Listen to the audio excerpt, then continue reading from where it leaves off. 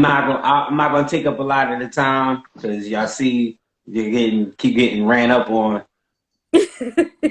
Now this is my brother-in-law. Now y'all, this ain't Byron. No, I know it's the other dude's shirt was a whole different shirt. He was in a different place and everything, but he already got kicked. But what were you saying before we? Oh, yeah. What I was saying with homeboy, what I was saying was that it does start at that position of at home and normalizing it as a culture, and it's a lot of things that and I like to be specific when I'm talking about Black Americans, because you can look at this screen and you can see like we got a crazy mixture, but we are a group. We like the youngest ethnicity, one of the youngest ethnicities on the face of the planet, especially when you talk about terms of power, right? The things that we can do, because we right next to the whitest of white people, other than British people. But, we Black Americans, we got a special place and a special view of things. We know real broke and real rich. We've seen both because we live right next to both, But it starts at home with normalizing these things at home. It starts with normalizing certain types of manners and mannerisms. It starts with normalizing your name. First off, normalizing your name, and that's who you are, your history. I always tell a lot of the kids that I talk to, when I do talk to kids, especially young boys, young men, one of the things you need to know is your name, and if you have an opponent or a friend, but mostly your opponent, you need to know their name too. And that's because usually something happens out in the street and then you get home and what do you hear? Somebody said, oh, your cousin so-and-so just got shot. And you're like, damn, I didn't even know. Or something happens that could have been prevented if you would have knew. And in the hood, the circle is really tight. I use the analogy to them when you see martial artists or kung fu fighters or in video games, when they call out their moves or when they call out their school. I'm from this school. I'm from Wu-Tang. Well, I'm from Shaolin. You already know who's going to win. You already know the history. You know who was their teacher. You know a whole lineage. And obviously, if we was getting into real life things, African cultures have, names. British monarchies, names. You know your name from your history. We don't have that connection. So if we was to start that from today, where we teaching kids, our boys and our girls, their name. I mean, and you could be the first of you. You could be Rocky the first. But everybody after you is going to build on that legacy and have something to look back to and say, well, that's the history. And that's one thing that we don't have as Black Americans. We just very individualistic. We're very individualistic. We think we're tribal, but we really not. We just like the people we came up right next to. We just still us. That's all, it's what it is.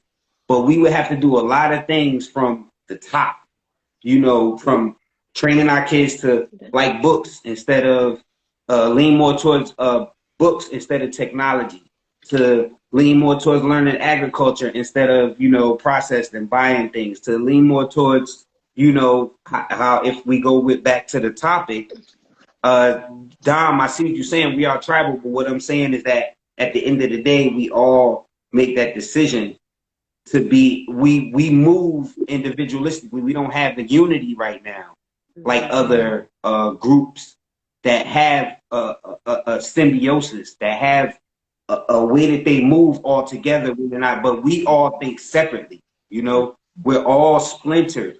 And we are coming together thanks to, which is weird, because as dumb as the internet is, it still brings us together. It's still conglomerating us. Everybody's seeing how everybody's moving, and we are coming more together in a virtual space.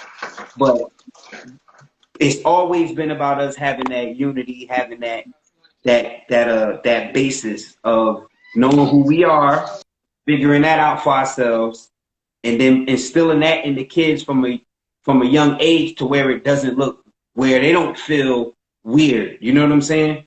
Mm-hmm. Like, we always compare everything we do to, does it look like Hollywood? Or does it look like this? We got to start thinking like we have to have our own standards, our own ideas, our own comparison, you know, of what we want to do. So that's just what I'm saying. Like, just to encompass the whole thing. Like I said, like if we talking about arranged marriages, that all starts from the top. You know, like I shared a little quick comment where I said my mother told me I used to be in love with Janet Jackson on Different Strokes when I was little, right? My mother told me that was going to be my wife when I got a certain age. I believed her, like on some Santa Claus shit. Like in my mind, so for like probably like I probably grew out of it and realized it wasn't true probably like maybe 4 or 5 years later, but I believed it, and it still gave me a certain type of motivation. You know what I'm saying? It gave me an idea of my worth and how I should maybe carry myself, you know? So, you know, we would have to do that from a young age. It has to be real. It's a lot of things that come with that, because the parents have to promise their obligations. You know, the kids have to follow through their obligations. You know, it's a lot that goes with that. So it's so many things that we would have to address just within ourselves that we are trying to address. But arranged marriages, that would definitely be something that would be like super individual. And one more thing, anybody talking about having more than one woman, look, that's for somebody that can support that type of family. That's not nothing to play with. That's not a joke. If people want to live like that, that's fine, but that has to be taken care of and stabilized. That's not nothing to play with. So I just want to say thank you, Rocky. I appreciate you for letting me come in. You know. Most definitely. Most definitely. You know what? I want to address the guy in the comments that keep talking about this 2 wives and we think the same and all this. First of all, I never said anything bad about polygamy. I never said I had an issue with it. And see, now you jump into conclusions. You about to jump over a cliff. What I am saying is, I think you only listen to women. What is wrong with these people? That's number 2. We not talking about polygamy. So you coming in, bringing in some other stuff we're not even talking about. And then you want to sit up and talk about how all blacks think the same and stuff like that. I ain't got time. So boot up out the comments with that mess. Either get on.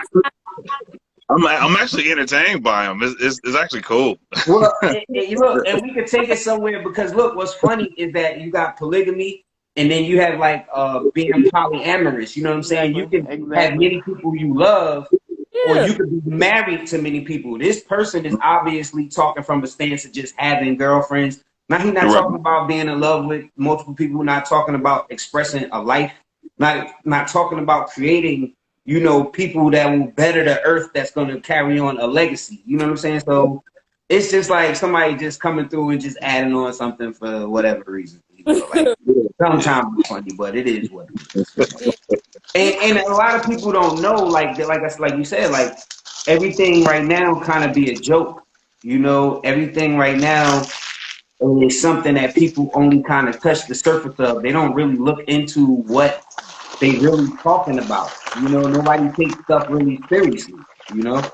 So if it was somebody that was taking that seriously and they was figuring out how to get there, they would have to figure out, especially in America, how to be, and I'm not talking about somebody that's just making babies and, you know, but if you're talking about like supporting a family, you better figure out how to be a stable and dependable, responsible ass man. You know, like, you can't miss nothing. Not at all. Yeah, I mean, it's a full-time job. Hell, it's a full-time job being a husband of a single woman. I mean, you know, you're talking about 2, and then, you know, clearly it's, you know, it's satire. Anniversaries, can't forget somebody getting sick. You know what I'm saying? Now imagine you got 3 kids, they got birthdays, they got recitals, games they want you to come see, getting in trouble in school, homework to help out with. And like I said, that's after you got the women. The women gonna be doing their part, but you still gotta be who you gotta be and be there as a parent, especially. And then on top of that, however it is you provide is how you provide. That's a whole separate thing from the family thing, you know? So it's like somebody talking about that as a joke is a joke. Yeah. If somebody play around with that, they joke, because you would know better. You know, anybody knows better, you know, that has better. And yeah, so like I said, I just wanted to come through because like I see you talk about topics, and like I said, like the reason I said like this is the most bothered I seen you because you know you started chill. They be trying to get on your nerves, girl. Stay chill, stay relaxed, stay with your eyes low, stay with your tea. Don't be getting all excited and animated and loud. Just stay chill. Don't let them get on your nerves. But and I like how you know you pushing your platform forward and you're bringing on people that got a lot to say. Oh, sister, what was your name again? It wasn't. Did you say Danielle? Sis in the blue shirt. Danielle, right? Diana. Yeah, I know. D&D. Okay. And we was talking about early. They was talking about because he was like because my kid mouths off to me, I'm not going to kick him out. Right. That's true. I give you that. And then people got to the point where they're saying, well, if it's to a point where the youth is doing that, then maybe the parent, that's what my man that was here before was saying. If the parent is snapping on you, I mean, if the kid is snapping on the parent already, then they already been doing that. That's not nothing new. And I was saying nobody kicks their kid out, especially if the kid is doing the right thing at 18. Nobody puts their child out at 18, you know, if they doing the right thing, you know, period. Right. Like, if the kid is doing what they supposed to be doing, it's like, I just graduated yesterday. I go to college 2 months from now. They like, no, your birthday is in June. You got to get out. Nah, that don't happen. Nah, it's not like that, you know. And I personally know, obviously, you know, and I'm 42, so I can talk from experience. I've been around, you know, I've seen a lot of things. I know a lot of people just like, you know, we all gain more and more, you know, as we go. And coming from 80s to now, seeing how, you know, people grow up and people take care of their kids, people are way more, you know, lenient and accepting and take care of their kids way more now. Let the kids stay in the house way longer and put up with way crazier shit now. You know what I'm saying? Like I know fathers that kind of got to fight to keep their daughters who is like 20 something from bringing the boyfriend to the room, and he like, no, like go get your own apartment. Like, Yeah. if you know what I'm saying, you want to have a boyfriend, then go ahead, but not upstairs in my house, you know, like. So it's those types of nuances that's in there where before, when I was younger, those things wouldn't have been a question. But now it's like everybody got something to say instead of just going out and handling it on your own, you know? Right. So that I think that's the little disparity that everybody getting on, because like everybody, like, ain't nobody just gonna be talking to me crazy at no time. And then some people like, yeah, but I'm not gonna leave nobody out for no reason. And then it's like, yeah, but then maybe the person will learn not to put themselves out for no reason. But then the other person is like, yeah, but if they doing that, then they've been doing that. So, right. You know, it's a lineage that goes with all that. I'm sorry to be chewing y'all ear off, but this how I get. No, you good. You good. You know, so yeah. Sometimes I know people that definitely got unjustly abused, and I also know people that got justice in how they was really behaving. It's really about, you know, obviously the individual situation, but it's about the person to make that call of what's the punishment, right? When they like, all right, well, you did this to me, or you didn't do what you were supposed to say, and now I have this authority. Now, what's my proper reaction to that? You know, especially when you get older, you know, and that would take a good relationship between a parent and the kid, and just where the parent just know, like, I can't beat the kid and I can't yell at the kid no more, like, but they in my house, you know. But if it's that button of heads, it comes from something that was rooted before. But back to the topic, to do all of that stuff, it would take us to really define ourselves as Black Americans. We really got to define ourselves as the group that we consider ourselves to be separate from, you know, everything else. Just like every other ethnicity has its definitive name and group. And we have a history. We have all that shit. We have our own food. We have our own music. We have our own clothes. We have our own dancing. We have everything that defines an ethnicity. Everything. And we still kind of like don't define ourselves. You know what I'm saying? When we say black, we just say black. You know what I'm saying? And black is everything, period. Everything is black anyway. Yet, when we're talking in our stance, we got to delineate like we are Black Americans, ADOS, foundational, whatever you want to call it. And I don't follow a necessary organization, but I've always thought, you know, I like anthropology, I like anatomy, I like science. So I always thought of how I would define myself. When I got to high school, I started meeting real African dudes, real African kids that was over here, and they became my friends, and I grew up with them and all types of shit. But then I learned my homie's got 2 passports.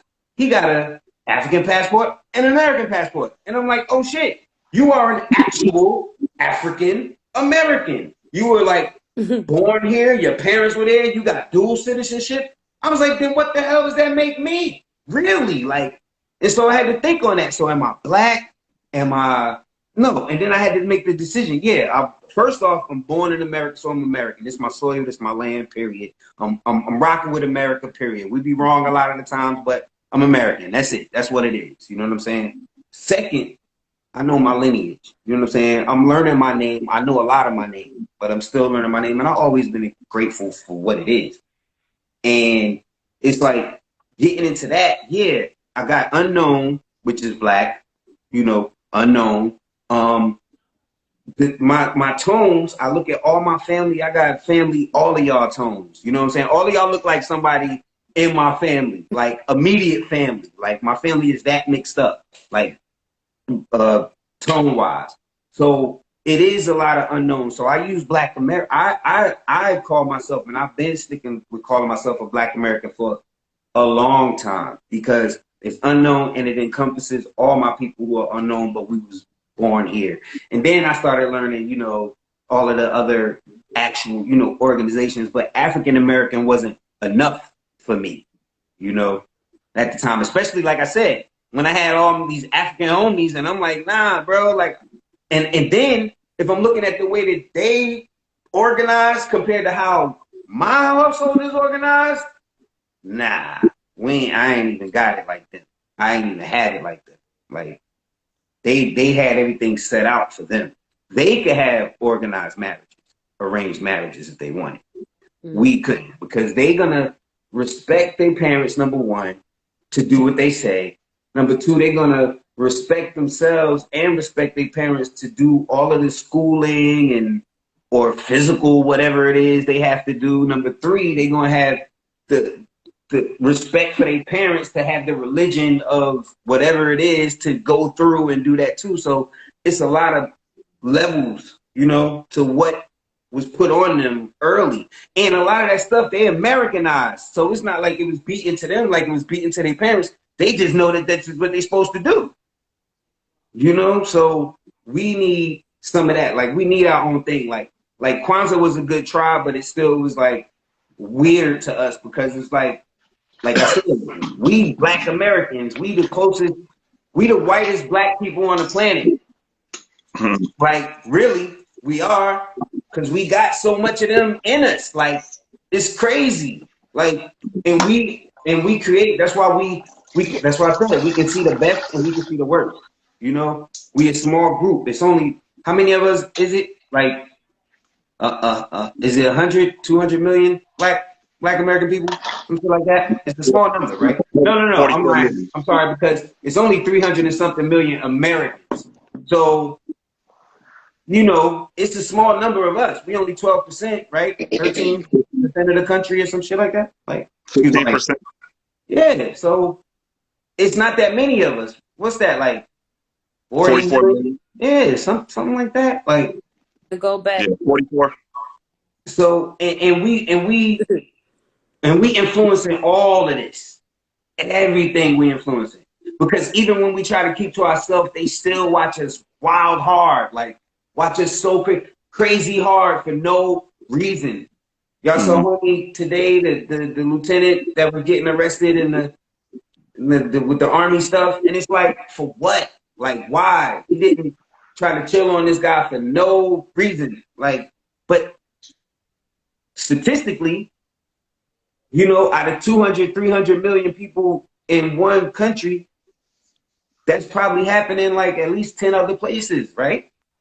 So it's like, and that's how everything is. Everything goes off that. Everything goes, but us as people, I feel like we got to start at home, start, you know, normalizing the things that we like, the things that we are. Like, we don't even play music like we used to, like our parents used to play music, you know?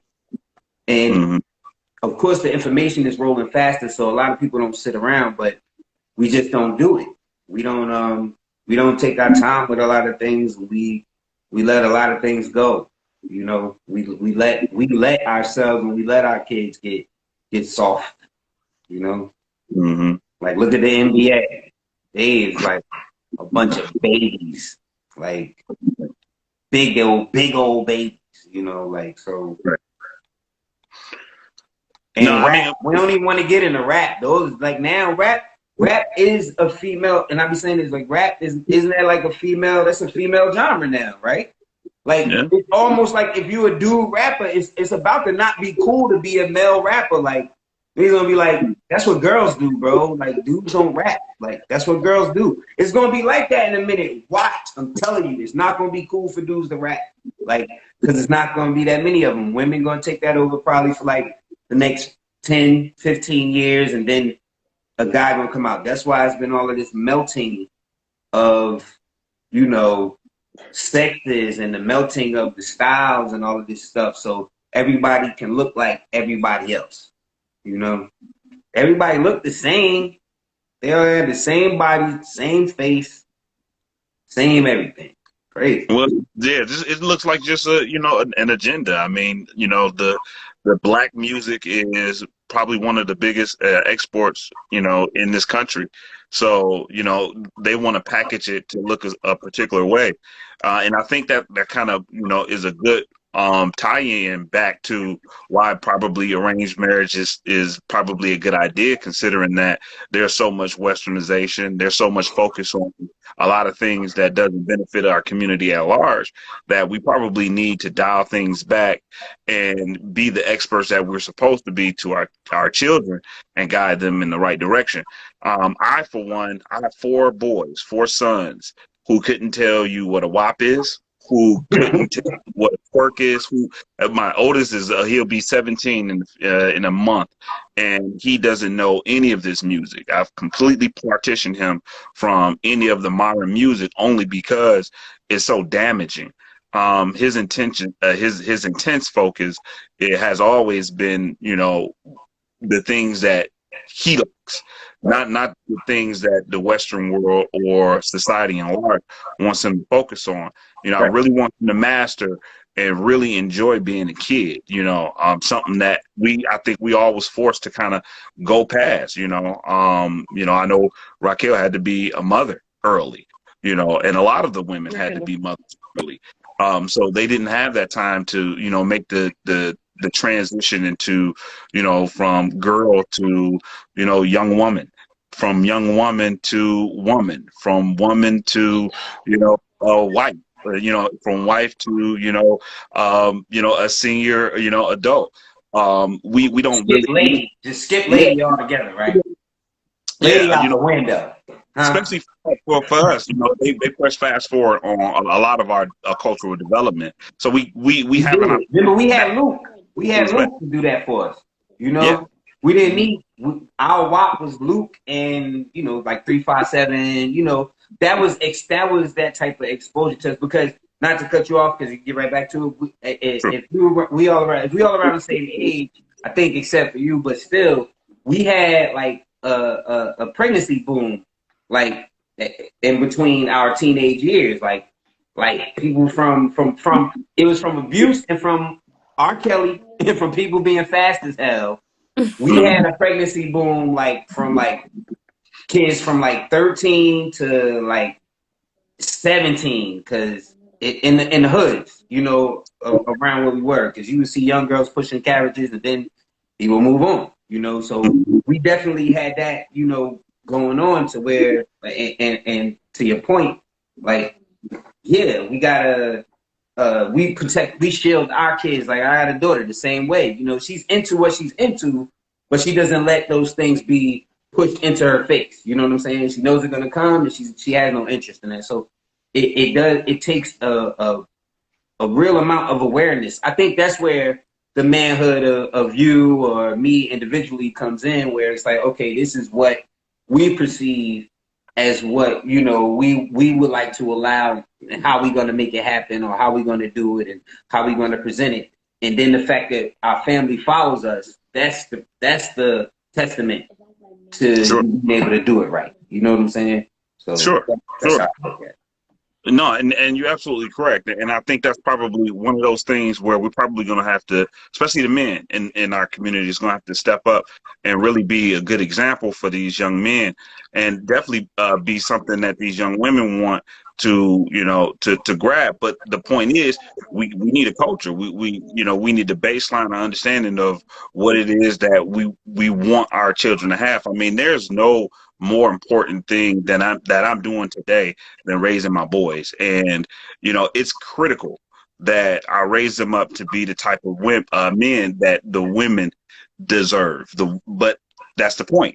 The young women have to be, you know, equally deserving of my boys. You know what I mean? That's the thing. Also, you know, you're going to polish this trophy, and he's going to be gold. And then at the same time, who's going to deserve him? You know, and who's going to treat them properly, and who's going to understand what it is.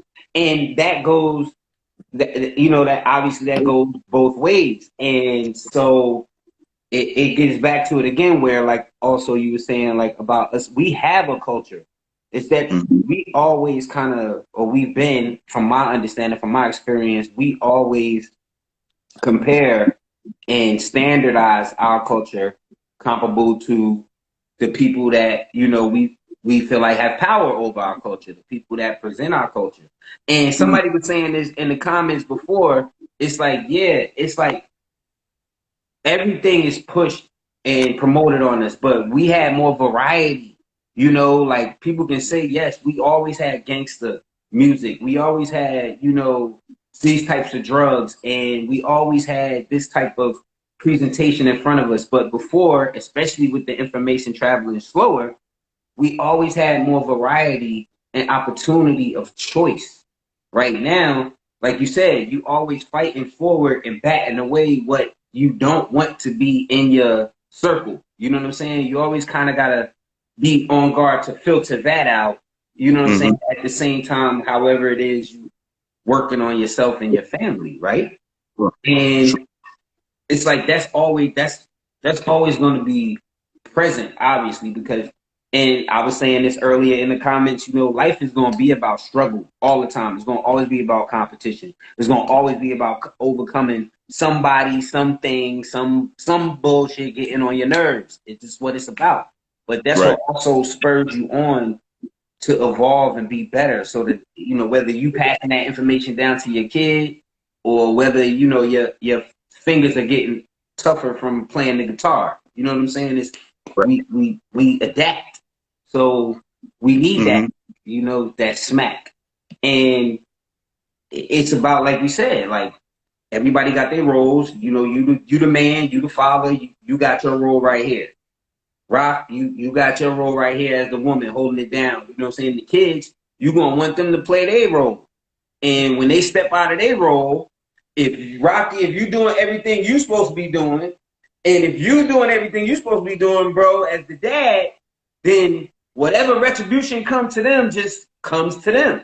And that goes up and down the ladder. You know what I'm saying? I got a brother that is in a happily married marriage. Him and them, they've been married like 20 years, like doing it young our age, like just got together and was like click, like, and he just disciplined on some samurai shit. He just disciplined like that. You know what I'm saying? And she good too. Like, they both like real elitist ass urban bohemian people is weird, you know. But they stuck together. They got family. They started businesses. They got houses. They did all this shit right together, and it's like they just spurn each other on in a certain way, you know.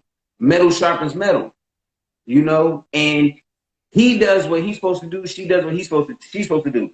But if she said to him, you know, you don't deal with this with the kids, he could be like James Evans and be like, look, I'm the dad. This is my place. I'm not friends with motherfuckers. I'm the dad. You know, this is what I'm doing, like, for everything. You know, my love is apparent, you know? And so and that's on, I don't want to say an extreme, but that's on the spectrum. You know, some people would say, look, I'm doing what I'm supposed to be doing, and then I'm gonna do this much more. Right. Or I have this much more, because some people don't have a lot, you know? Especially when they spreading it out, you know? So it's all about that responsibility and that respect. And that respect starts, like you said, it starts at home, it starts with understanding, it starts with that. But we gotta start, I think, as us type of Americans, Black Americans, I think as us, we have to start and really just hold ourselves to one specific code, one specific standard, and, you know, just start there. You know what I'm saying? And just spread that right there, the same way we spread everything else. That's it. Like, but if you're doing it at home right now, that's the best thing you can do. Do it at home, you know? Yeah. And I mean, the next thing you do is that's where the lessons begin. And it's incumbent upon us to be the best examples that we possibly can be. And you know, my goal, my intention is to, you know, really find that family, man, you know, that I believe, you know, my son is going to be, you know, best paired to. I mean, I truly, honestly believe that. Okay, how about this? Now, see, this is where the Black American thing comes in. Because one thing about, you know, the American experience, American exceptionalism, whatever it is, anything can happen to you out here. We could do anything can happen. So if you arrange for your son to marry somebody, who's to say, because he's American, he won't be ready to marry the queen of somewhere else? Or, you know, he might be ready to be president and he don't got time to get married, you know? Because in America, we could do whatever we want. So it's kind of not fair to put that on, you know, our kids, because they have everything in front of them, you know. I think that's kind of like a Trojan horse, man. We've been told that you can do whatever, you can be whatever, and essentially what that has gotten us is experiencing a lot of things. Well, a really undisciplined group. We're really not disciplined. We're really not focused. We're not singular minded in terms of achieving certain goals, because we all want to be the president. We all want to be, you know, this, that, Oprah. We want to be the next Tyler Perry, instead of picking a lane and being exceptional in that.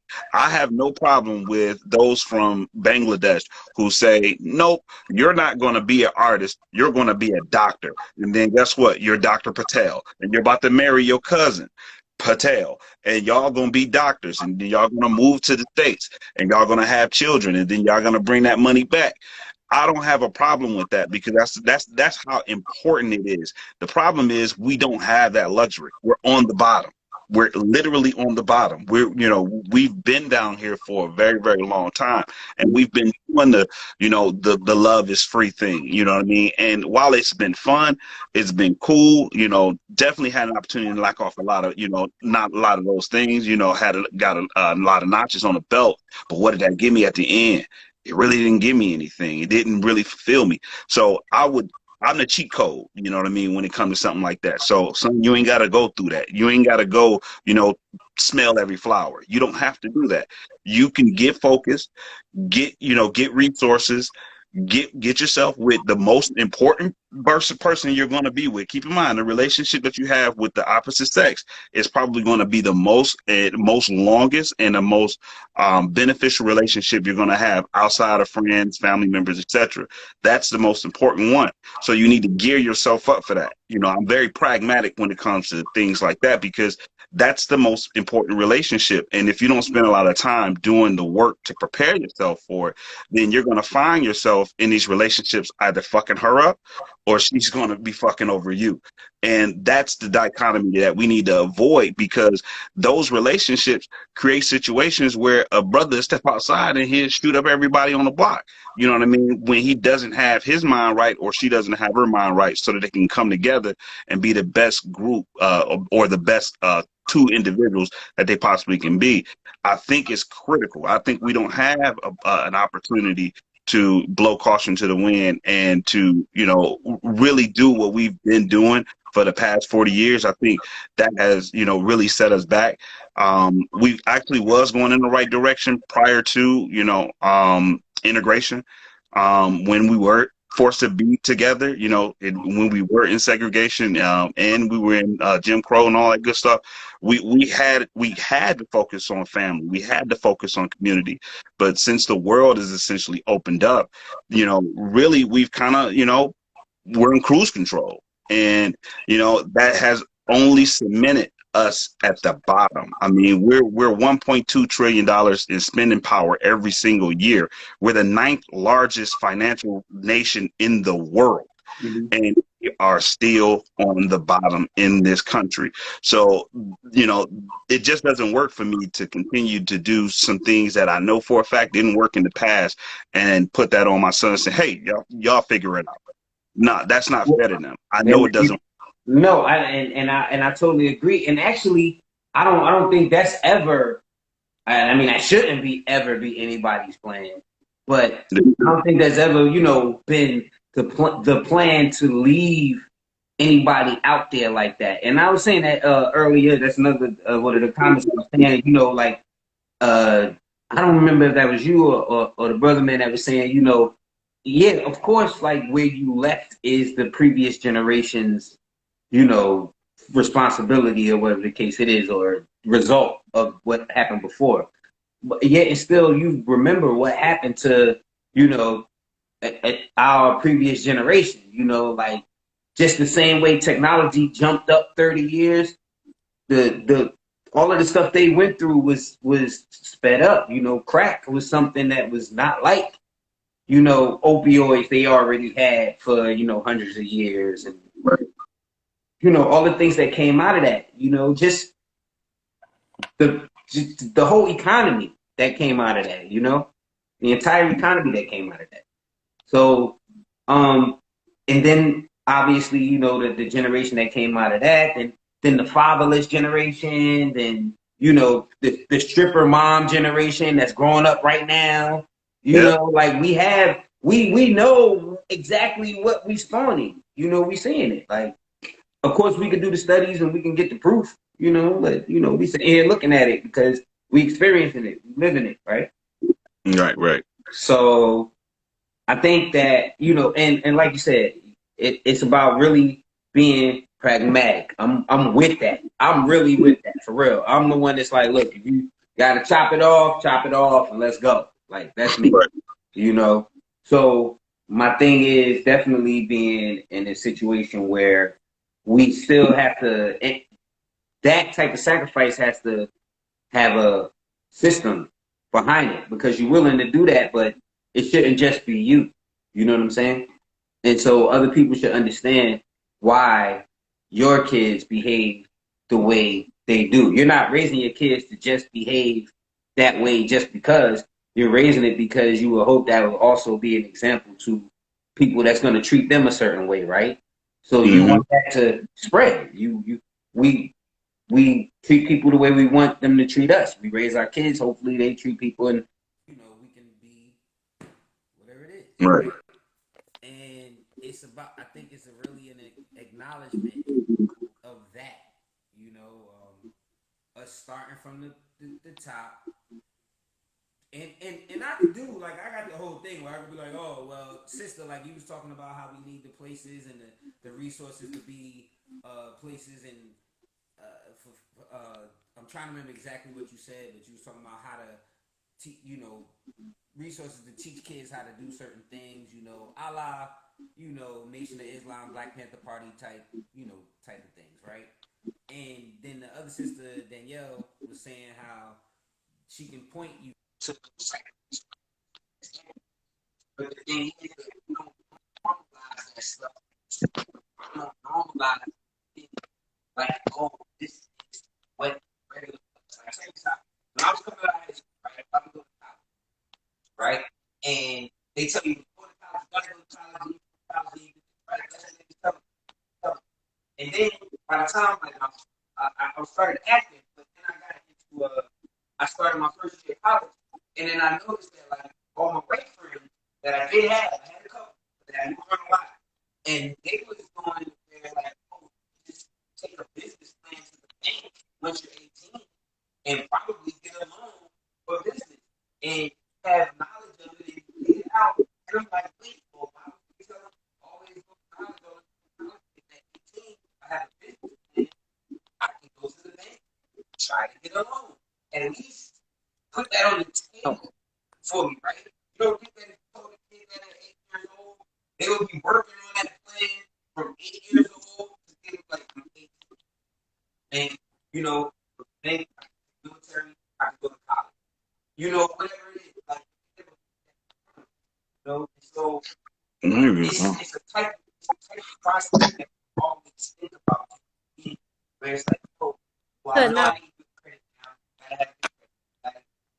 I have so many steps in front of us that we don't know that are like just natural, and we never move like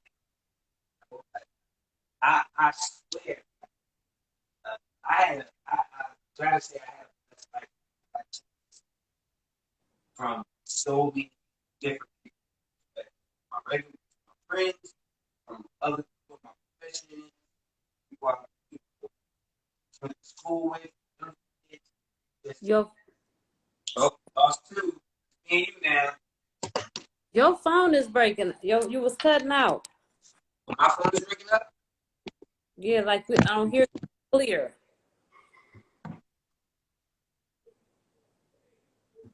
Am I clear now? It's like I hear you, you just sound a little distant.